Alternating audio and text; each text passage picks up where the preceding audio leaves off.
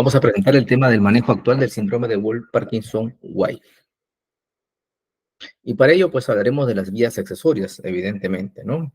Normalmente, pues en un tejido o en un corazón estructuralmente sano, sabemos que la activación auricular se origina en el nodo sinusal. Esta actividad eléctrica se propaga a través de los sinsitios o a través de las conexiones o bandas musculares, ¿no? De aurícula derecha, aurícula izquierda, y esta propagación luego se confina en el nodo AB para que a través de este sistema de conducción nodo AB His-Purkinje pase pues al ventrículo. ¿Ok? Esta secuencia ordenada está establecida, ¿por qué? Porque entre el tejido muscular auricular y el tejido muscular ventricular existe una barrera que aísla o separa eléctricamente ambas estructuras, y es el anillo fibroso, y las válvulas, que son estructuras fibrosas, ¿no? En algunas ocasiones, ¿no? En el desarrollo embrionario, ¿no? del corazón, vamos a ver que existen una serie de conexiones musculares que se mantienen incluso después del nacimiento, como podemos ver en esta ocasión, rompiendo ese aislamiento entre aurícula y ventrículo y convirtiéndose pues en un factor que puede alterar la conducción eléctrica de aurícula hacia ventrículo. Normalmente, como comentábamos, pues el tejido auricular, miocárdico auricular, debe estar separado del tejido miocárdico ventricular por tejido fibroso, grasa, vasculatura. Esto se llama el surco aurículo-ventricular. Pero en algunas ocasiones, pues se encuentran conectados, como podemos ver en este lado y en este lado. Estas conexiones, entonces, accesorias, anómalas entre aurícula y ventrículo, se da a través de estas estructuras, que son bandas musculares que establecen conexiones entre el tejido auricular y el tejido ventricular, bypaseando, como podemos ver acá claramente, fibras musculares delgadas, bypaseando, ¿no? A la función que normalmente desempeña el nodo AB. Normalmente la actividad auricular pasa del nodo sinusal a la aurícula, ¿no? Y a través del nodo AB pasará a los ventrículos. Pero si existe una conexión anómala, una banda muscular, esta pues establecerá una alteración, en especial si la conducción se puede dar anterogradamente y también retrógradamente de estas bandas musculares accesorias o vías accesorias, ¿no? Entonces, ¿qué son las vías accesorias? Son bandas musculares con propiedades electrofisiológicas totalmente diferentes al sistema de conducción normal, que es el nodo AB His-Purkinje. Estas bandas musculares tienen la capacidad de tener una conducción anterógrada. Y si es así, si tienen la capacidad de una conducción anterógrada, como tienen una capacidad o una propiedad electrofisiológica diferente, esta capacidad de conducción suele ser más rápida que el nodo AB, que tiene pues una conducción decremental y doble fisiología. Estas bandas musculares no la tienen. Al tener una mayor conducción de la actividad eléctrica, van a generar una activación ventricular inicial, incluso más rápida, porque se da por la conducción del sistema de conducción. Entonces, esto se va a ir reflejando en el electrocardiograma, como un acortamiento de este tiempo de espera entre la conducción del nodo de la aurícula ventrícula a través del nodo B. El PR se va a cortar. Y esta activación ventricular por la vía accesoria se va a ir reflejado como la presencia de una preexcitación ventricular o una onda delta, que lo podemos ver en el electrocardiograma, ¿no? Y el resto del QRS ya es parte de la activación normal que ocurre por el sistema de conducción. También estas vías accesorias pueden tener una conducción retrógrada. Entonces, esta conducción anterógrada, hay veces se acompañan también de una conducción retrógrada, lo que permite que se establezcan circuitos reentrantes, como las taquicardias por reentrada B de tipo ortodrómica. También podemos tener casos en donde la vía accesoria solamente conduce de forma retrógrada. Entonces, estas se conocen como vías ocultas y están asociados únicamente a taquicardias por entrada B de tipo ortodrómica. Estas vías que son ocultas no tienen riesgo de muerte súbita.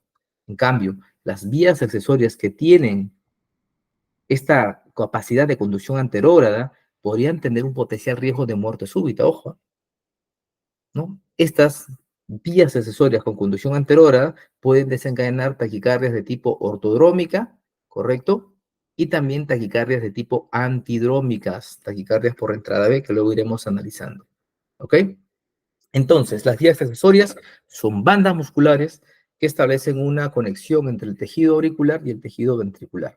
Son las vías accesorias comunes. Pero también existen otras variantes, como las vías accesorias atriofasciculares, en donde se establece una conexión entre el tejido miocárdico auricular y el sistema de conducción, que puede ser alto a nivel del GIS o también puede ser mucho más bajo, como la rama derecha, ¿no? O los fascículos de la rama derecha. Entonces, en este caso son las vías atriofasciculares. Un ejemplo de esto son las vías de Mahain, ¿no? Que son unas vías accesorias muy especiales con conducción únicamente anterior de tipo decremental. Existen otras vías que son las fascículos ventriculares, miren ustedes, nodo AB, GIS, ramas, y en las ramas los fascículos establecen conexiones directas entre estas estructuras y la banda muscular. No suelen estar asociadas a taquicardias y por lo tanto muchas veces no requieren tratamiento. Con respecto a las propiedades electrofisiológicas de las vías accesorias comunes, que son la mayoría, ¿no? Hay que establecer un diagnóstico diferencial entre una vía accesoria común y un nodo y la conducción por el nodo B, que es lo normal. Miren ustedes, las vías accesorias no presentan conducción decremental. La actividad eléctrica que pasa por la vía accesoria será a una misma velocidad, sin importar de que ésta se acelere, ¿correcto? Si la frecuencia auricular sube a 200, 300, se conducirá a 200, 300 al ventrículo y eso es un problema. Puede ser un riesgo para la activación ventricular. En cambio, en el nodo AB no. En el nodo AB hay conducción decremental. ¿Qué quiere decir? Que si la actividad auricular se empieza a acelerar de manera desorganizada y extremadamente rápida, el nodo AB irá poniendo un freno, protegiendo al ventrículo de frecuencias ventriculares extremadamente altas, ¿no? Generado por esta activación auricular acelerada. En las vías accesorias no hay fenómeno de Wengenbach o conducción AB21 conforme se acelera la activación auricular.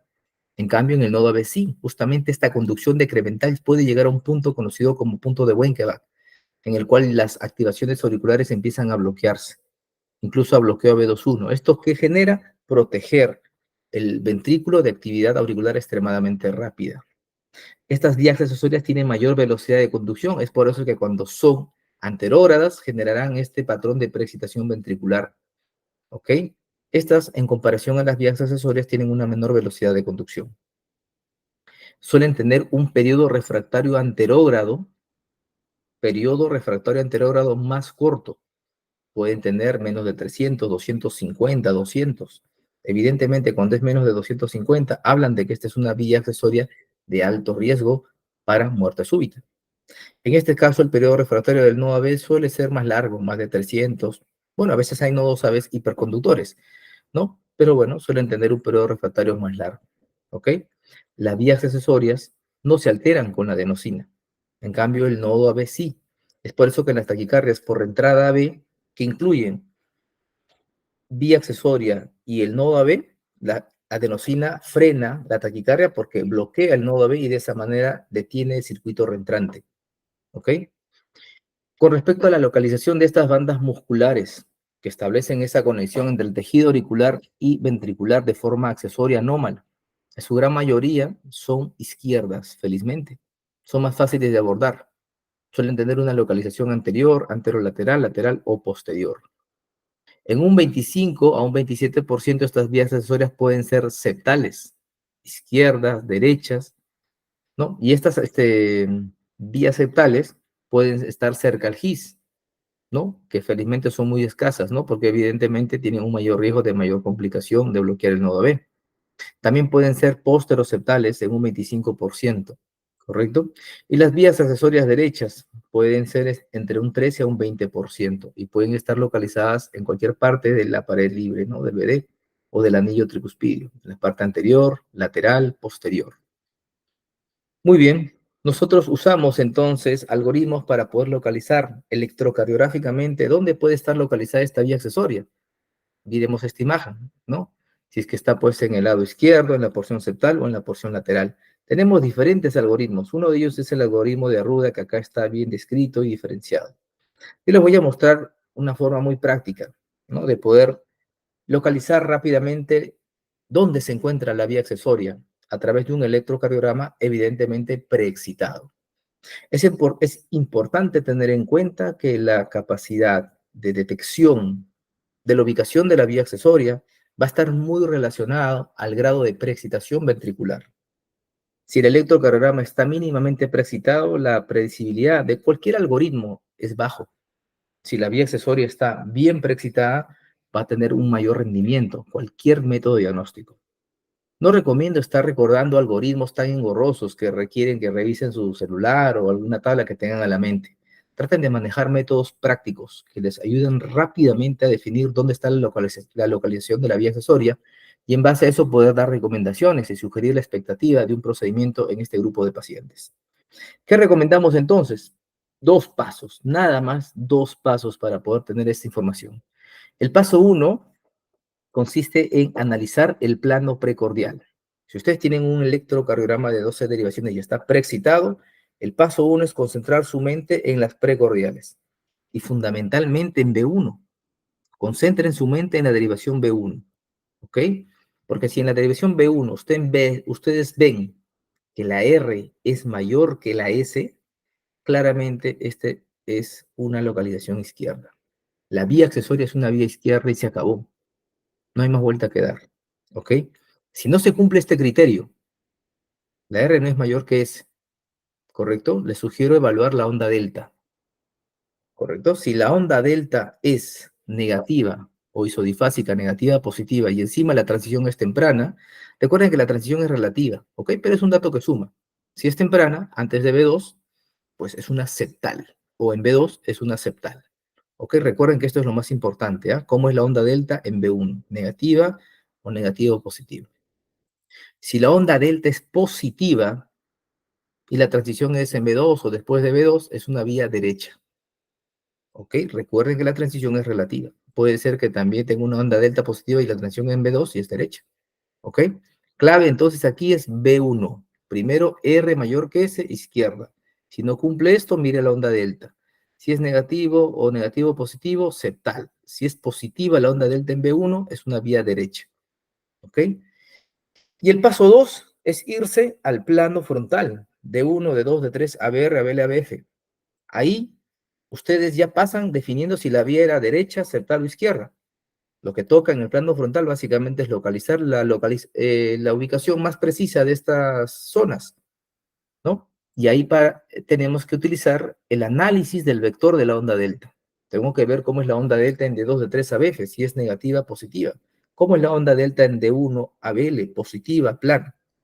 En base a ese análisis, pues uno puede definir si la vía accesoria viene de abajo hacia arriba o de arriba hacia abajo o de forma lateral. De esta manera yo puedo definir, si ya definí que era una vía izquierda, definiré si es una anterior, lateral o posterior. Si es una vía septal, anterior, paragiciana, o posterior, posteroseptal. Si es una vía derecha, definiré si es una anterior, lateral o posterior derecha. Simplemente con estos criterios. Este no es un criterio validado al 100%, pero muy práctico, rápido para poder tomar acciones y decisiones. Empezamos entonces.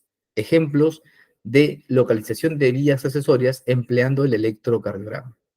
Entonces, ¿qué es lo que comentamos? Cuando ustedes ven un electrocardiograma preexcitado, ¿no? ¿Está preexcitado o no? Claro que sí está preexcitado.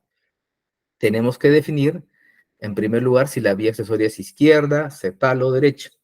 Y para eso nos vamos al plano frontal, perdón, al precordial. Y analizamos B1.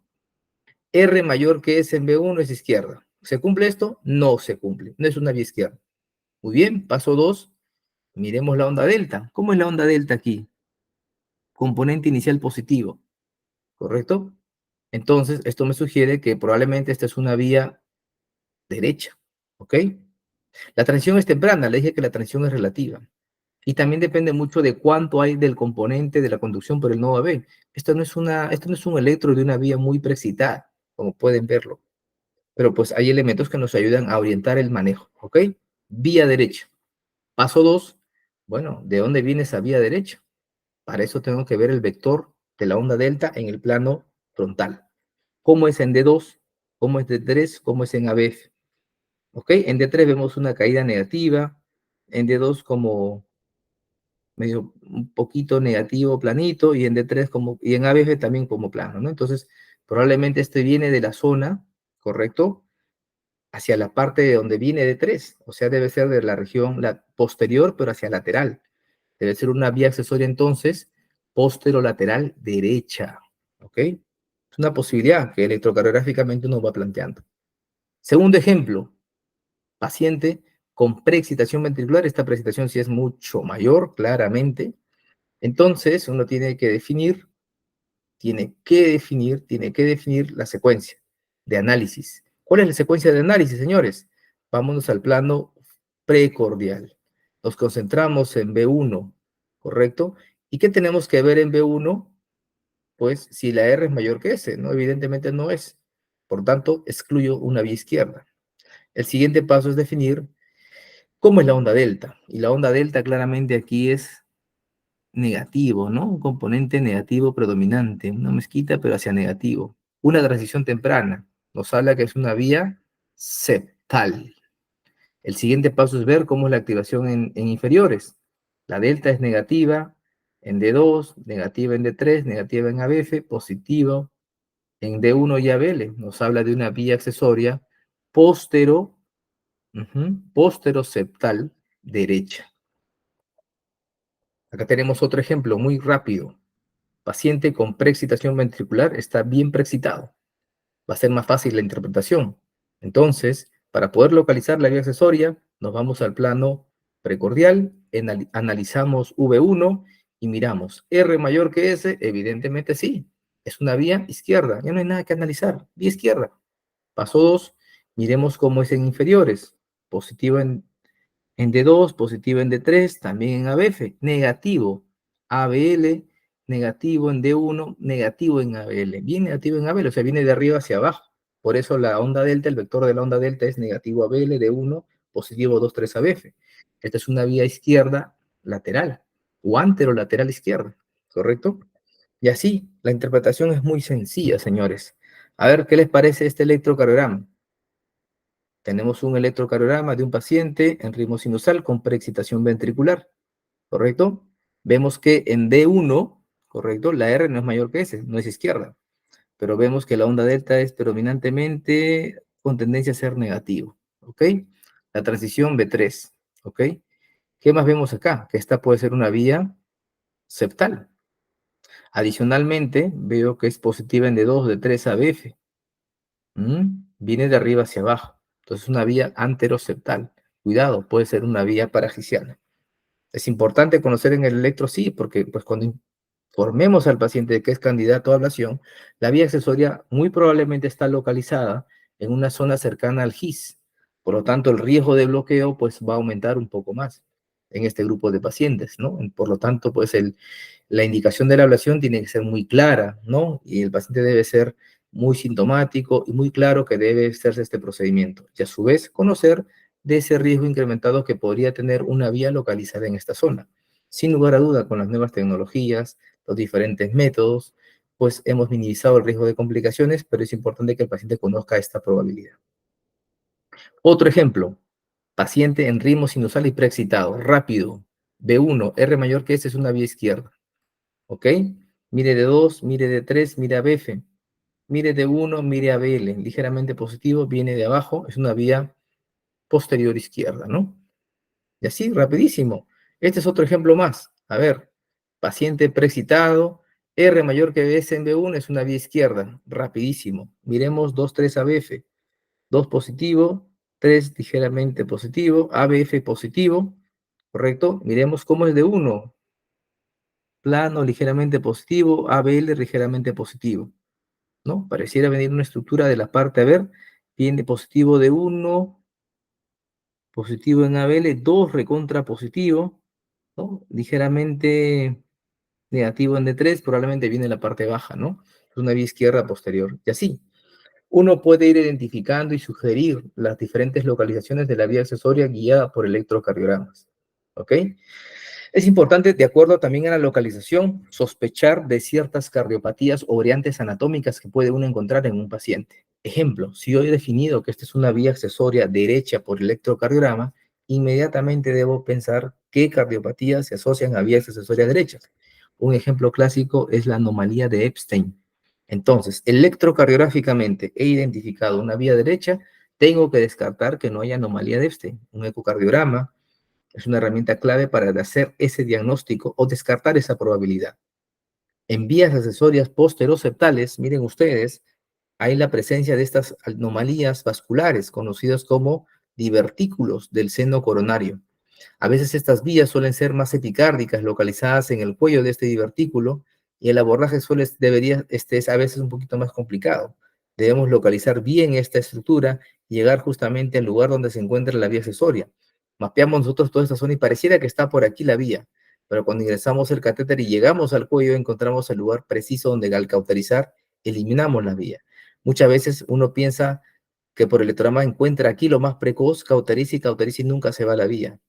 Recuerden que en las posteriores hay esta posibilidad y hay que tratar de identificarla si es necesario, ¿ok? Bueno, es importante recordar las vías accesorias y la anomalía de Epstein. Estas vías accesorias generalmente son derechas, ¿ok? Y suelen tener este tipo de distribución en su localización. Las vías accesorias derechas o las vías accesorias en anomalías de Epstein tienen un patrón muy interesante. Normalmente un paciente con anomalía de Epstein, cuando es moderado o severo, suele tener un patrón de bloqueo de rama derecha. La presencia de una vía accesoria en este grupo de pacientes elimina ese patrón de bloqueo de rama derecha y que al ser sometidos a una ablación y curar y eliminar esa vía accesoria, pues reaparece ese patrón de bloqueo de rama derecha como estamos mostrando a continuación. ¿Ok? Entonces es importante. También cuando tenemos un paciente con anomalía de Epstein y hay ausencia de bloqueo de rama derecha, cuando hace una taquicardia por entrada B de tipo ortodrómica, se manifiesta su QRS basal, que es ese bloqueo de rama derecha, el cual se conseguirá después de la ablación. Entonces, importante recordar anomalía de Epstein y vías accesorias. Otras vías accesorias, derechas también, son las vías accesorias tipo Mahain, que son vías accesorias atriofasciculares. Son vías que están localizadas generalmente en la parte lateral de la aurícula derecha y se conectan con el fascículo, con la rama derecha del ventrículo derecho, ¿no? Que se encuentra pues justamente acá, en el ventrículo derecho. Generalmente la rama derecha pasa por la banda moderadora.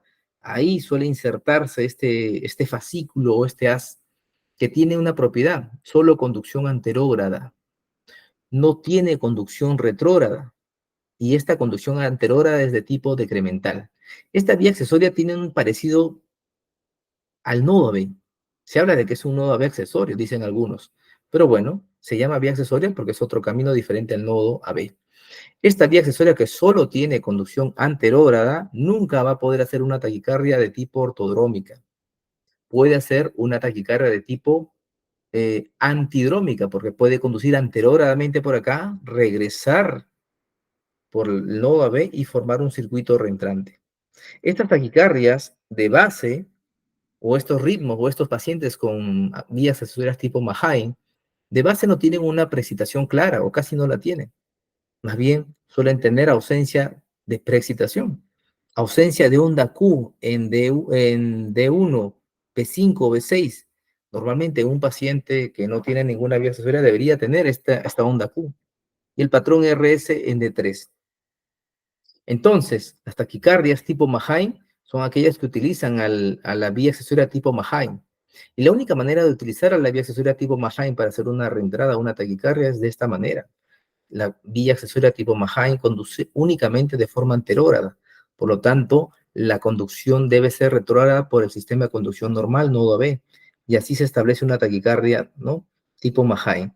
Realmente se parece mucho a una taquicardia o una arritmia ventricular del músculo o de la banda moderadora, ¿ok? Pero tiene un dato muy interesante, como la conducción es por el sistema de conducción, el primer componente de esta taquicardia QRS ancho es bien angostito, lo cual sugiere que está conduciéndose por el sistema de conducción en parte, ¿ok?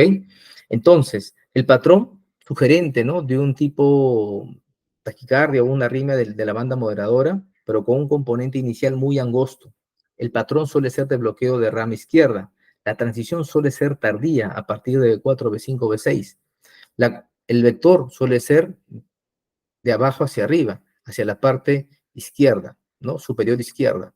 Por lo tanto, en ABR puede tener un componente negativo o isodifásico, en ABL tiene un componente positivo, ¿ok? D3 suele ser negativo, D2 puede ser positivo, a veces puede ser isodifásico, como lo vemos aquí, ¿ok? Es el patrón clásico de una taquicardia tipo Mahain. QRS ancho, componente inicial angosto, patrón de bloqueo de rama izquierda, transición tardía, eje superior izquierdo. Muy bien. Acá es un ejemplo de una taquicardia tipo Mahain. Acá hay una reconstrucción 3D de la aurícula derecha, anillo tricuspidio, seno coronario, vena cava inferior, vena cava superior, GIS. Acá tenemos una zona justamente donde está esta vía tipo Mahain. Normalmente en las ablaciones de las taquicardias o de las vías accesorias uno encuentra siempre fusión auriculoventricular. En las taquicardias tipo Mahain no vas a encontrar eso. Lo que vas a encontrar es un haz de Mahain entre el electroderma auricular y ventricular. Y ahí es donde tiene uno que aplicar para poder eliminar ese foco arrítmico. Otras vías accesorias, sabe, comunes, son vías que a veces nos complican el procedimiento, como las vías accesorias oblicuas, aquellas que tienen una inserción auricular, ¿no? Que está en otro plano con relación a la inserción ventricular. Y una vez se encuentra pues zona de precocidad ventricular en cierto punto y en la auricular en otro punto y encuentra un campo bastante grande de precocidad o de continuidad auriculoventricular y uno no sabe dónde aplicar, empieza a aplicar aquí y acá y nunca se va a la vía, hasta que encuentre un lugar interesante donde la vía puede eliminarse. Otras son las vías epicárdicas. En general todas las vías son epicárdicas, pero hay otras vías que están muy, muy alejadas o ligeramente alejadas del endocardio y por lo tanto tiene que ingresar estructuras vasculares, ¿no? Como especialmente ocurre en las vías posteroceptales, en especial esas que tienen divertículos. Ahí se encuentran estas vías epicárricas donde pues tiene uno que ingresar el catéter de relación a estructuras vasculares para llegar a ese punto y eliminarlas. Muy bien. Ahora hablemos un poquito de las vías accesorias auriculoventriculares en pacientes asintomáticos, en donde se encontró en un electrocardiograma una precipitación ventricular.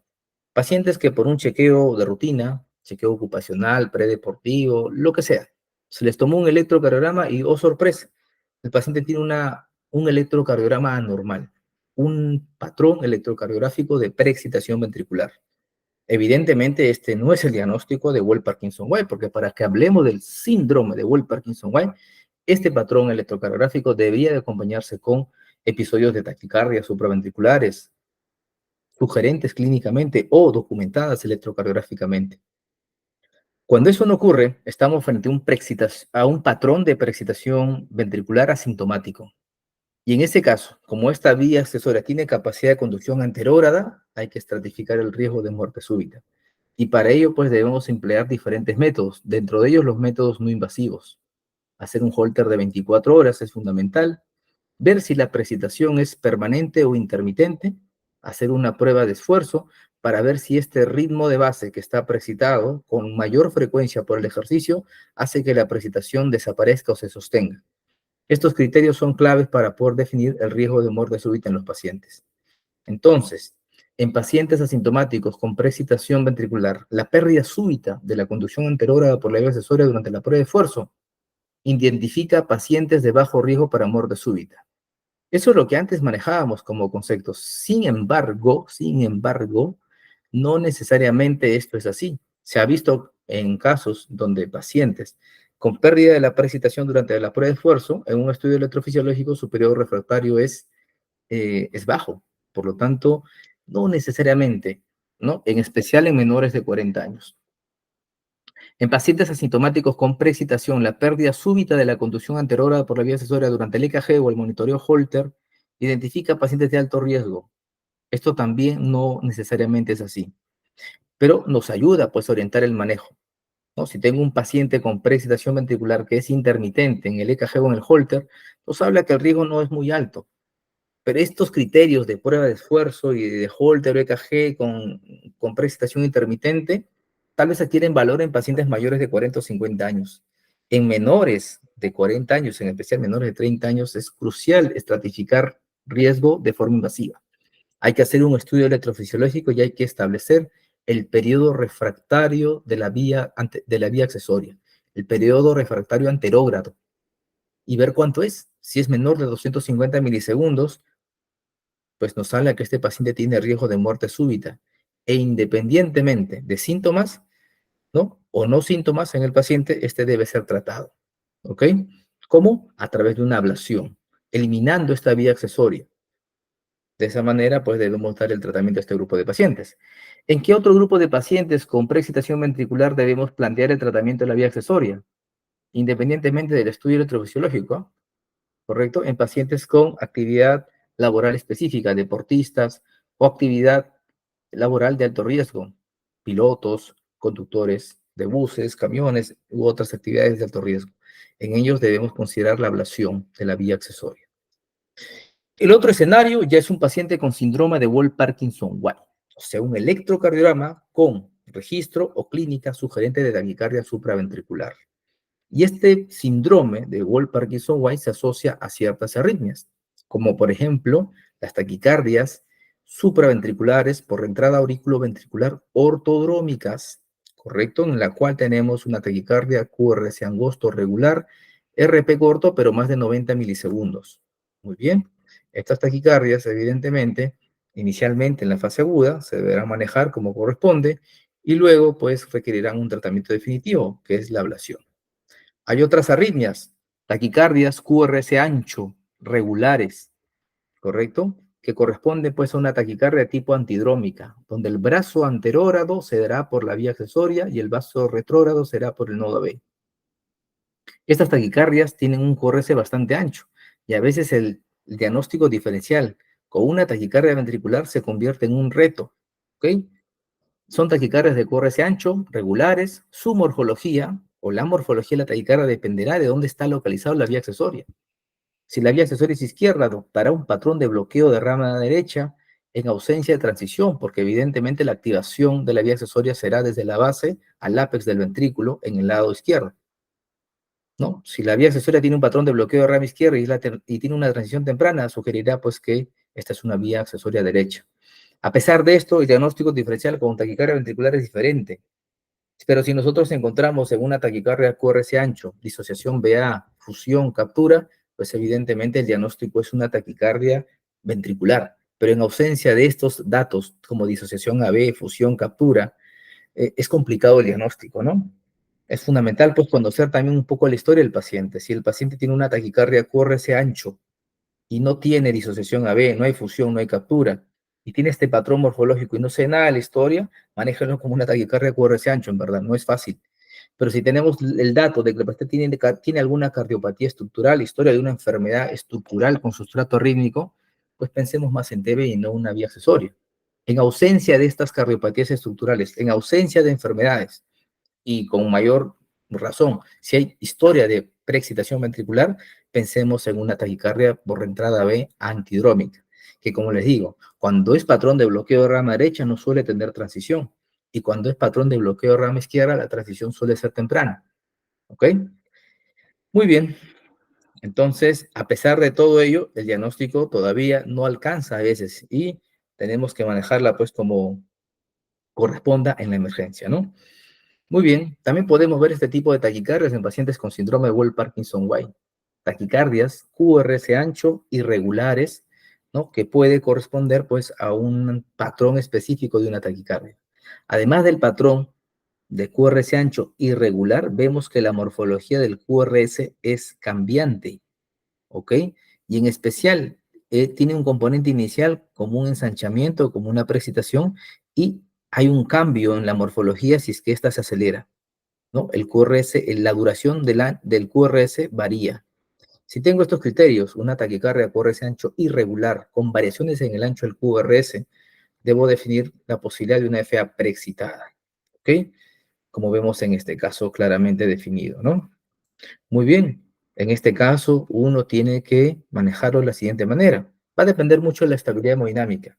Recomendamos no administrar amiodarona porque se ha asociado a fibrilación ventricular.